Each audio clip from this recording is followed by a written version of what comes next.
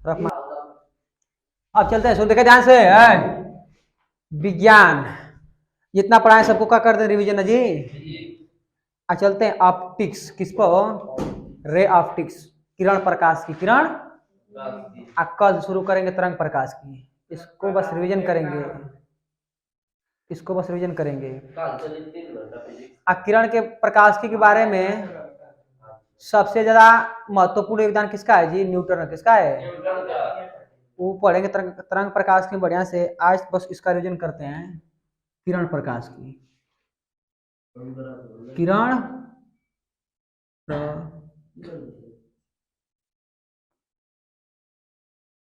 इसे कहते हैं रे ऑप्टिक्स। क्या कहते हैं जी? Ray optics. किरण प्रकाश की। बिट्टू, प्रकाश किसे कहते हैं? What is the definition of light? अरे अंग्रेजी बोल लेते हैं जी, इसे बात नहीं है, थोड़ा थोड़ा बोल लेते हैं। प्रकाश, लाइट, LIGHT। प्रकाश किसे कहेंगे हो?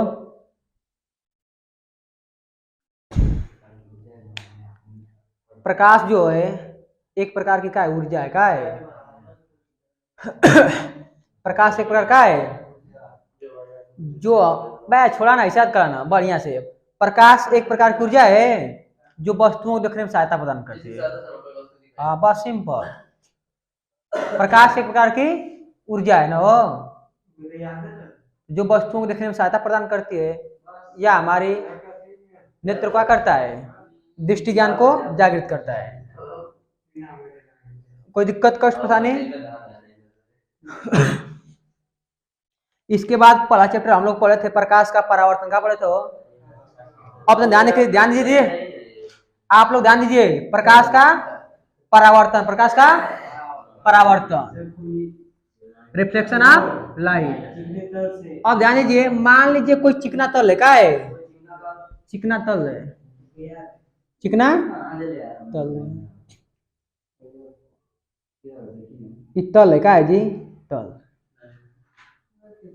इधर ध्यान दीजिए, मान लीजिए यहाँ पर कोई स्रोत है, प्रकाश स्रोत, जिस सूर्य भगवान लाइट बोला हो, जिससे ऊर्जा निकलती है, प्रकाश निकलता है, उसे कहते हैं प्रकाश स्रोत। क्या कहते हैं? जिससे प्रकाश निकलता है उसको बोलते हैं प्रकाश स्रोत। लाइट हो गई, बल्ब हो गया, सूर्य हो गया जी। तो मान लीजिए कोई प्रकाश स्रोत है जिससे प्रकाश निकल रहा है ना हो, इससे प्रकाश किरण आएगी, कहाँ पड़ेगी? वो तल पर। कहाँ पड़ेगी? जो प्रकाश किरण आ रही है इसका नाम होता है आपतित किरण। का होता है? तल है, तल की ओर क्या रही है? प्रकाश की किरण। इसका नाम हो जाएगा आपतित किरण। का नाम होगा आपतित किरण। आ से आना, पतित का पढ़ना। क्या होता है? आकर जो प्रकाश किरण पड़ती है उसे कहते हैं आपतित किरण। तो तल की ओर, तल की आने वाली प्रकाश किरण को हम लोग कहते हैं आपतित किरण। क्या कहते हो? ऊपर दिखाओ। आपतित किरण तल के जिस बिंदु पर पड़ती है उसे कहते हैं आपतन बिंदु। क्या कहते हैं? अरे याद तो है जी, इसे कहेंगे आपतन बिंदु। क्या कहेंगे? आपतन बिंदु जी। आपतन बिंदु से खींचा गया लंब क्या कहलाएगा? अभिलंब। क्या कहलाएगा हो? अभिलंब। आपतित किरण आई है ना, टकरा कर जाएगी तब पर आ रही है, इसका नाम हो जाएगा परावर्तित। क्या हो जाएगी जी? परावर्तित किरण। कोई दिक्कत कष्ट परेशानी? तो अब परावर्तन पर ऐसा बताइए। परावर्तित किरण कहते हैं ना जी। परावर्तन का मतलब होता है कोई वस्तु फेंके और टकरा कर वापस आ गया तो उसे कहते हैं परावर्तन। क्या कहते हैं? जैसे मान लीजिए कोई गेंद है, दीवार पर फेंके और दीवार से टकरा कर गेंद वापस आ गया तो क्या होगा? गेंद का परावर्तन। क्या हो गया? लेकिन यहाँ का हो रहा है प्रकाश का परावर्तन। क्या हो रहा है जी? प्रकाश किरण आ रही है और तल से टकरा कर वो वापस उसी माध्यम का कर रही है, जा रही है। प्रकाश किरण आ रही है ना जी, और तल से टकरा कर पुनः उसी माध्यम में, इसे कहते हैं प्रकाश का परावर्तन। क्या कहते हैं? तो जब कोई प्रकाश किरण किसी चिकने तल से, किसी तल से टकराकर पुनः उसी माध्यम में लौट जाए, तो इस घटना को इस कहते हैं प्रकाश का परावर्तन। क्या दिक्कत है? तब परीक्षा में केवल ये पूछता है कि प्रकाश के परावर्तन की परिभाषा दीजिए और 2 नियम लिखिए, इसके 2 नियम, बस इतना ही पूछता है यहाँ से। हाँ तो क्या नाम पूछेगा? प्रकाश के परावर्तन की परिभाषा लिखिए, या पूछेगा प्रकाश के परावर्तन से आप क्या समझते हैं, और इसके 2 नियम लिखिए, और इसके 2 बहुत कुछ समझते हैं। तो 2 नियम क्या है जी? हाँ बोला 2 नियम। आपतित किरण, परावर्तित किरण तथा आपतन बिंदु पे डाला गया हाँ दूसरा नियम आपतन कोण सदैव परावर्तन कोण r के बराबर है ना जी, याद है ना? आपतित किरण है, अभिलंब है, आपतित किरण और अभिलंब के बीच बना कोण कहते हैं आपतन कोण, दिखाते हैं आई से। परावर्तित किरण है, अभिलंब है, बना कोण कहते हैं परावर्तन कोण, क्या कहते हैं जी? दिखाते हैं आर से। 2 नियम क्या है? आपतित किरण, परावर्तित किरण और अभिलंब, देखिए तीनों एक तल में गिना है, ये परावर्तन का नियम है। आपतित किरण, परावर्तित किरण, अभिलंब, अब आपतन बिंदु से खींचा गया, तीनों एक ही तल पे होते हैं, परावर्तन का नियम हो गया जी। आई होता है आर का होता है बराबर, तो कोण आई बराबर कोण आपतन कोण और परावर्तन कोण सदैव आपस में क्या रहते हैं? बराबर। एक परावर्तन का दूसरा नियम है, खत्म काम। इसके बाद पढ़े दर्पण, क्या पढ़े थे हो? दर्पण पढ़े थे। इसके बाद हम लोग पढ़े थे दर्पण, क्या पढ़े थे? दर्पण में मेन टाइम चलते हैं, हम लोग को पढ़ना है अवतल दर्पण और उत्तल दर्पण, अवतल दर्पण और थोड़ा गोली दर्पण, गोली दर्पण। इसके बाद पढ़े थे गोली दर्पण, क्या पढ़े थे? अब गोली दर्पण में होता है 2 प्रकार के, क्या प्रकार के हो? एगो अवतल, एगो उत्तल। यदि हाँ तो समतल दर्पण नहीं पढ़ना है ना, है वो तैयारी कर जाएंगे ना तो पढ़ेंगे वहां पर, थोड़ा बहुत था इसमें हटा दिया ना। और ध्यान दीजिए, ये गोली है, क्या है जी? गोली। इसके ऊपर भाग पर कलई कर दें, क्या कर दें? जो प्राप्त दर्पण होगा इसे कहेंगे अवतल दर्पण, क्या कहेंगे? इसको मान लीजिए M1, इसको मान ले M2। आई गोली दर्पण, इसका मध्य बिंदु होगा हो, और सबका मध्य बिंदु होता है, इसका भी कहीं मध्य बिंदु होगा ना बीच में, उसे कहते हैं दर्पण का ध्रुव, क्या कहते हो? दिखाते हैं P से। क्या दिक्कत है? अब बताइए, पहले रहा होगा गोलाकार रहा होगा, तीसरा कहीं केंद्र रहा होगा ना, उसे कहते हैं वक्रता केंद्र, क्या कहते हैं? आप गोला से काटा गया, क्या किया गया है? मतलब ये खोखला रहा, क्या कर लो? तो गोली दर्पण कांच के जिस खोखले गोले से काटा गया होता है उसी केंद्र को कहते हैं वक्रता केंद्र, दिखाते हैं सी से। वक्रता केंद्र और दर्पण के ध्रुव के जो बीच की दूरी होती है इसे कहते हैं वक्रता त्रिज्या। वक्रता केंद्र और ध्रुव के बीच की दूरी है ना जी, इसे कहते हैं वक्रता त्रिज्या, कहेंगे हो? दिखाते हैं, इसके मध्य बिंदु कहते हैं फोकस बिंदु, क्या कहते हैं? दिखाते हैं आपसे। वक्रता केंद्र और दर्पण के ध्रुव से होकर जाने वाली जो रेखा होती है इसे कहते हैं मुख्य, क्या कहते हो? मुख्य। क्या दिक्कत है? मान लीजिए प्रकाश किरण आ रही है, क्या रही जी? कैसे आ रही है? मुख्य के प्रकाश किरण आ रही है, कैसे? मुख्य के समांतर का मतलब बीच की दूरी है, क्या चाहिए हो? बराबर। तो दर्पण से परावर्तन के बाद कहाँ जाएगी? फोकस से। फोकस का कोई दिक्कत? अब मान लीजिए पहला ही प्रकाश किरण कोई है जो फोकस जाती है, कहाँ जाती है जी? दर्पण से परावर्तन के बाद क्या? मुख्य के समांतर। अब कोई प्रकाश किरण आ रही है वक्रता केंद्र से, कैसे हो? तो जिस मार्ग जाती है ना, जिस मार्ग से जाती है परावर्तन के बाद उसी मार्ग से जहाँ 2 प्रकाश किरण काटती है क्या बनता है? प्रतिबिंब। क्या बनता है? कुल एकदम खत्म। क्या दिक्कत है? सही ना है? अरे घर पढ़िया कि रिवीजन का मतलब क्या होता है? बस मोटी मोटा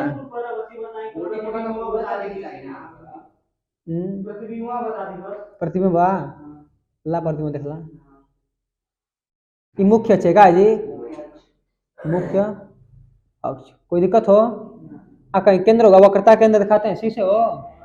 अब मध्य बिंदु में फोकस बिंदु दिखाएंगे, आपसे क्या दिखाएंगे हो? अब मान लिया कोई वस्तु रखी है, कोई टेंशन नहीं ध्यान से। यहाँ कोई वस्तु रखी है, अब वस्तु से चलेगी प्रकाश किरण कैसे मुख्य अक्ष के, तो कहाँ जाएगी हो, फोकस घसका तन को, फोकस घसका तो क्या दिक्कत है। एगो प्रकाश कण कहाँ चलाएंगे, वक्रता केंद्र से, कहाँ से हो, एगो प्रकाश कण चला वक्रता केंद्र से, तो जिस मार्ग से जाती है उसी मार्ग से, आज जहाँ दोनों परावर्तित किरण काटते हैं क्या बनता है, प्रतिबिंब क्या बनता है।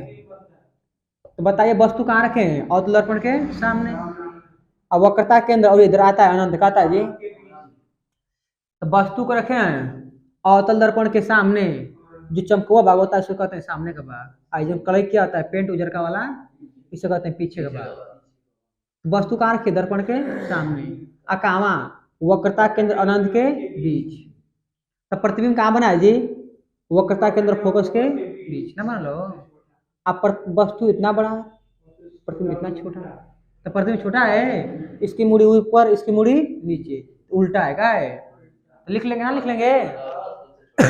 जब किसी वस्तु को अवतल दर्पण के सामने, वक्रता केंद्र और अनंत के बीच रखा जाता है, तब इस वस्तु का प्रतिबिंब वक्रता केंद्र और फोकस के बीच प्राप्त होता है।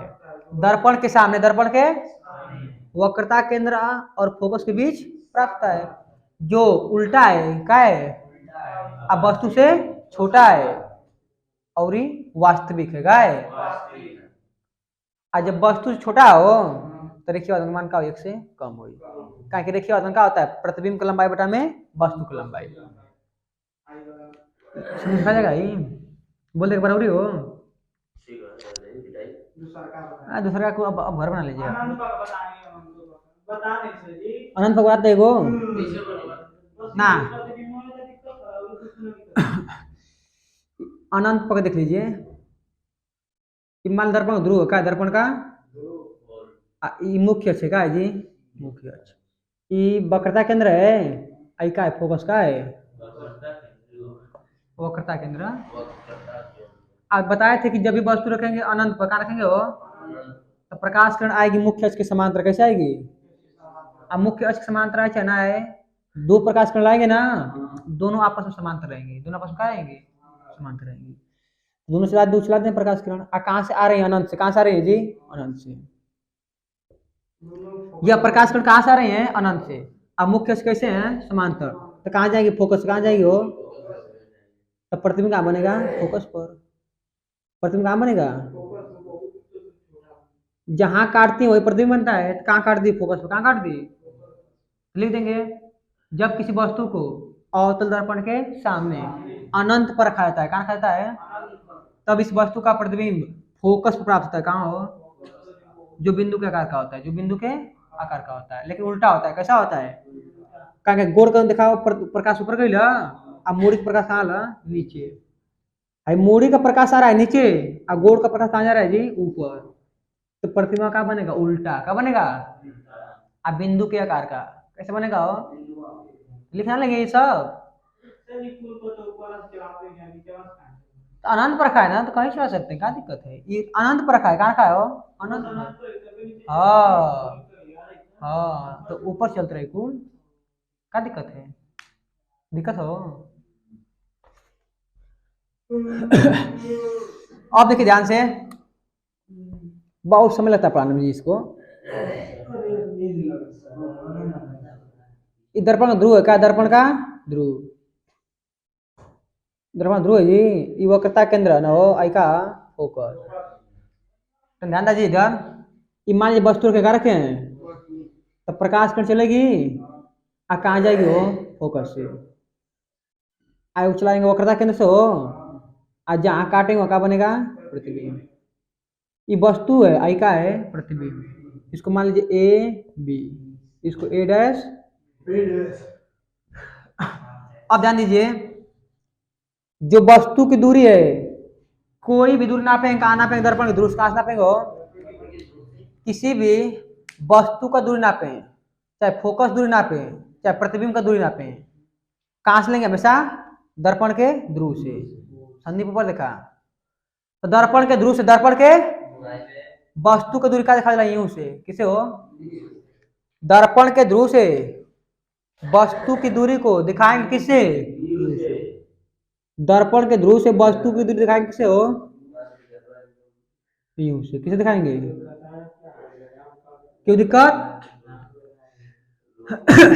दर्पण के ध्रुव से प्रतिबिंब की दूरी हो बी से। दर्पण के ध्रुव से फोकस दूरी एफ से। तीनों में संबंध क्या होता है? 1/में एफ यू प्लस 1 के तीनों में क्या होता है? संबंध होता है। अब वक्रता त्रिज्या फोकस दूरी का संबंध होता है जी। वक्रता त्रिज्या दिखाते हैं आर से। किसे दिखाते हैं हो? आप फोकस दूरी को स्मॉल एफ से। आर बराबर 2f, आर बराबर 2f, या एफ बराबर आर बटा के 2। कोई दिक्कत जी? कष्ट है? इसे याद कर लीजिए। इसके बाद बताया था रेखीय आवर्तन। क्या बताया था? रेखीय आवर्तन क्या होता है? रेखीय आवर्तन दिखाते हैं यम से। किस दिखाते हो? यम बराबर होता है आई बटा में ओ। आई का है प्रतिबिंब की लंबाई, वो का है वस्तु की लंबाई। तब प्रतिबिंब की लंबाई और वस्तु की लंबाई के अनुपात को बोलते हैं रेखीय आवर्तन। इसका कोई मात्रक नहीं होता है। काहे कि यो लंबाई आ मात्रक का जो कट जाएगी। प्रतिबिंब की लंबाई आई, तो प्रतिबिंब का लंबाई और आई का अनुपात का वे बोलते हैं रेखीय आवर्तन दिखाते हैं यम से। और बताए थे यम बराबर एक आया था माइनस बी बटा में यू। दोनों बराबर क्या था? आई बटा में ओ बराबर माइनस बी बटा में यू। ना हो गया जी? और कुछ बचा है?